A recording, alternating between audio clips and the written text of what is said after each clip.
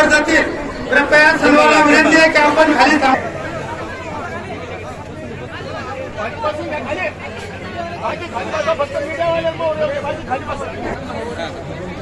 बाकीच्याला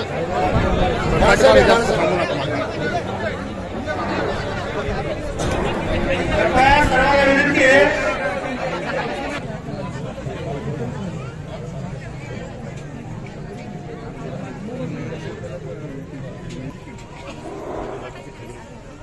कृपया आजूबाजूची मंडळी उपस्थित आहे.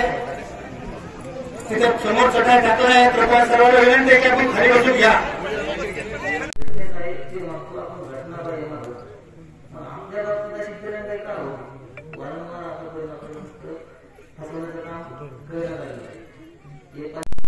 शरीराला पण चांगलं नाही.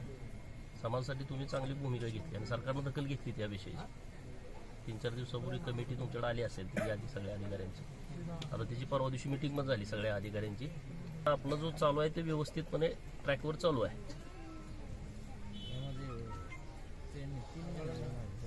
पुढं दिला असेल पण कमिटी 4 राज्यामध्ये 1 महिन्याच्या आत होऊन जातो. राज्यात 8 दिवस 4 राज्यात जायचं आहे त्यांना. एक ऍड करायचं छत्तीसगड फक्त. तर 1 महिना 10-12 दिवस इकडे कमी जास्त होऊ शकते. आज तारीख किती 24. तोपर्यंत इकडे माझे सगळे उपोषण करते सहकारी बसलेले आहेत. मला ह्यांना विनंती करायची आहे की तुम्ही आम्हाला महत्त्वाचे आहात. समाजासाठी तुम्ही लढताय, समाजासाठी तुम्ही जीवाची बाजी लावताय, समाजासाठी तुम्ही मरायला तयार आहात. आणि म्हणून मी आपल्या माध्यमातून सगळ्या लोकांनाही आवाहन करतो की 8 दिवस उपोषण सुरू आहे. माननीय नारायण कुचे साहेब पण इथं आहेत. ते काल माननीय पालकमंत्री महोदयांशी बोलले. तर आपण सगळे व्यवस्थितपणे चर्चा करून आपण हे उपोषण लवकरात लवकर सुटावं असा प्रयत्न करावा. कारण हे धनगर योद्धे आमच्यासाठी महत्त्वाचे आहेत. लढाई तर आम्ही लढूच, लढाई ताकदीनं आम्ही लढू आणि सगळेजण संघटित होऊन लढू. संघटनेशिवाय कुठलाच पर्याय होणार नाही. आता जे तुम्ही प्रश्न विचारले, प्रशासकीय अधिकारी येत नाही, राजकारणी येत नाही, ह्याचं कारण आपण संघटित नाही ना. आपण एका ताकदीनं एकजीव झालं पाहिजे, एकत्रित आलं पाहिजे, लढलं पाहिजे आणि कुणालाही नमवण्याची क्षमता आपल्यामध्ये आहे. ती क्षमता आपण व्यवस्थितपणे सांभाळली पाहिजे. तर मी आपल्या माध्यमातून या आमच्या सगळ्या उपोषणकर्त्यांना आवाहन करतो. समाज बांधवांना मला सांगायचं आहे की धनगर समाजाच्या आरक्षणाची लढाई अंतिम टप्प्यात आली आहे. हे 2 महिने आपल्यासाठी अत्यंत महत्त्वाचे महिने आहेत. या 2 महिन्यामध्ये समाजानं जागृत राहावं, हातातली कामं सोडावीत. 2 महिन्यामध्ये पूर्ण वेळ आरक्षणाच्या लढाईसाठी आपण द्यावा. मग ती रस्त्यावरची लढाई असेल, ती न्यायालयातली लढाई असेल किंवा राज्य सरकारच्या माध्यमातून GR काढण्याचा विषय असेल. तर ह्या सगळ्या चहूबाजूनं आपण सगळेजण प्रयत्न करतोय. यामध्ये गट तट पक्ष पार्ट्या न आणता सगळ्या धनगर समाजाने एका झेंड्याखाली यावं, आरक्षणाच्या झेंड्याखाली यावं असं आवाहन मी आपल्या माध्यमातून राज्यातल्या धनगर समाजाला करतो. धनगर समाजाच्या आरक्षणाची तात्काळ अंमलबजावणी झाली पाहिजे. यासाठी आमचे सहकारी 2 भगवान आणि 1 मंडलिक असे 3 जण गेल्या 8 दिवसापासून उपोषणाला बसलेले आहेत. हे आंदोलन 20 दिवसापासून सुरू आहे. अगोदर साखळी उपोषण सुरू होतं आणि 8 दिवसापासून आमरण उपोषणासाठी हे आमचे 3 योद्धे बसलेले आहेत. त्यांना भेट देण्यासाठी, त्यांच्या तब्येतीची विचारपूस करण्यासाठी आणि समाज बांधवांशी चर्चा करण्यासाठी मी इथं आलो आहे.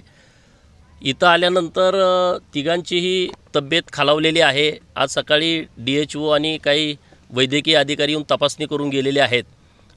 BP त्यांचा लो आहे, बाकीच्या काही तब्येतीच्या तक्रारी आहेत असं वैद्यकीय टीमकडून सांगण्यात आलेलं आहे. माझी राज्य सरकारकडे विनंती ही आहे, मागणी ही आहे की आरक्षणाच्या बाबतीमध्ये 50 दिवसाची जी मुदत सरकारनं दिली होती त्या मुदतीमध्ये ठोस अशी भूमिका न घेतल्यामुळं महाराष्ट्रातल्या धनगर समाजामध्ये संतापाचं वातावरण आहे. मागच्या 4 दिवसापूर्वी जी कमिटी शासकीय अधिकारी आणि अशासकीय सदस्यांची, ज्यामध्ये धनगर समाजाचे अधिकारी आणि धनगर समाजाचे सदस्य यांचा समावेश करून एक कमिटी स्थापन केली आहे, त्याबद्दल मी त्याचं अभिनंदन करेन की पहिल्यांदा धनगर समाजाची एक कमिटी स्थापन झाली आणि ती कमिटी आता 4 राज्यामध्ये जाते. एक मध्य प्रदेश, तेलंगणा, बिहार आणि छत्तीसगड. छत्तीसगडचा नव्याने त्या GR समावेश करायचा आहे. तर या 4 राज्यामधून मी समाजालाही सांगतो आहे की याबाबत लोकांच्यामध्ये गैरसमज आहेत. तर ही समिती जी नेमलेली आहे ही अभ्यास समिती आहे आणि त्या समितीनं अभ्यास इतकाच करायचा आहे की आपण राज्य सरकारकडे भूमिका मांडली होती की धनगर समाजाच्या आरक्षणाची अंमलबजावणी करण्याचे अधिकार हे राज्य सरकारचे आहेत. राज्य सरकारनं उच्च न्यायालयामध्ये धनगर राज्यात अस्तित्वात नाही आहे ते धनगर आहे असं ॲफिडेव्हिटवरती दिलं आहे. तर आम्ही सरकारनं विनंती अशी केली की तुम्ही जर आता धनगर राज्यात नाही हे मान्य करता तर राज्यातल्या सगळ्या जिल्हाधिकाऱ्यांना तुम्ही आदेश द्या की धनगरांच्या पोरांना एसटीचा दाखला द्यायला सुरू करा. तेव्हा राज्य सरकारनं सांगितलं की तो अधिकार आमचा नाही, तो केंद्राचा अधिकार आहे. जेव्हा हे राज्य सरकारच्या वतीनं भूमिका मांडली तेव्हा मी काही त्यांना GR दिले. मधु शिंदे साहेब, मी होतो आणि समाजाचे सगळे नेते होते. त्यामध्ये मध्य प्रदेश, तेलंगणा आणि बिहार राज्याचे आम्ही GR दिले. ही मीटिंग झाल्यानंतर मला छत्तीसगडचा एक खूप चांगला GR मला मिळाला. तोही मी सरकारकडे माननीय मुख्यमंत्री उपमुख्यमंत्री महोदयांच्याकडे दिला आहे आणि मग त्यांना विनंती केली की हे जे GR काढलेले आहेत ते GR त्या राज्यानं त्यांच्या अधिकारात काढलेले आहेत. आणि मग तिथं सगळ्यांचं एकमत झालं आणि सरकारने सांगितलं की अभ्यास कमिटी नेमू. तर ती अभ्यास कमिटी नेमली आहे.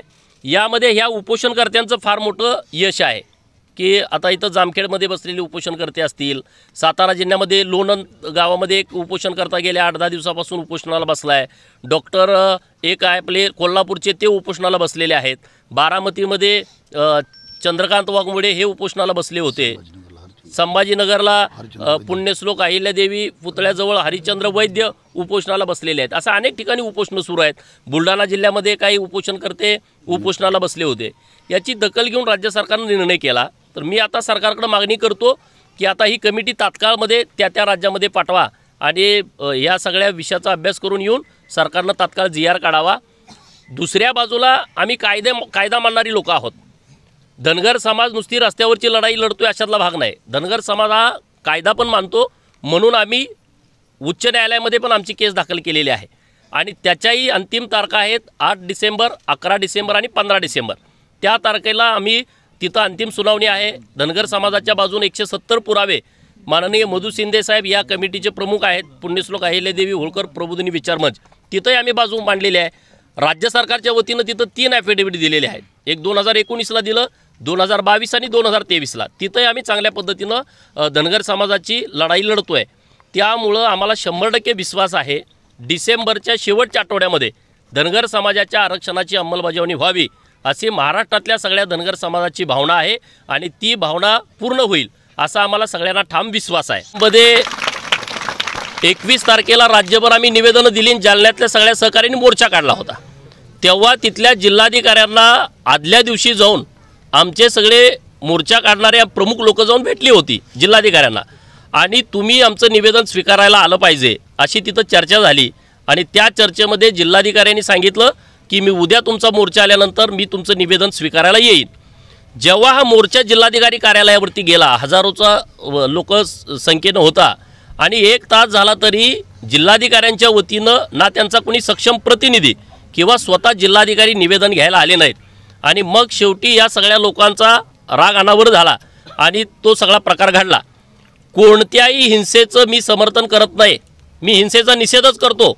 परंतु ही घटना घडवण्यामागं नेमकं कोण आहे याचा तपास झाला पाहिजे. ज्या अधिकाऱ्यांनी धनगर समाजाच्या बाबतीमध्ये असंवेदनशीलपणे वागणूक केली ते जिल्हाधिकारी असतील, त्यांची यामध्ये चौकशी झाली पाहिजे. याच्या पुढं जाऊन 4 वाजता माननीय ॲडिशनल SP महोदयांशी माझं बोलणं झालं.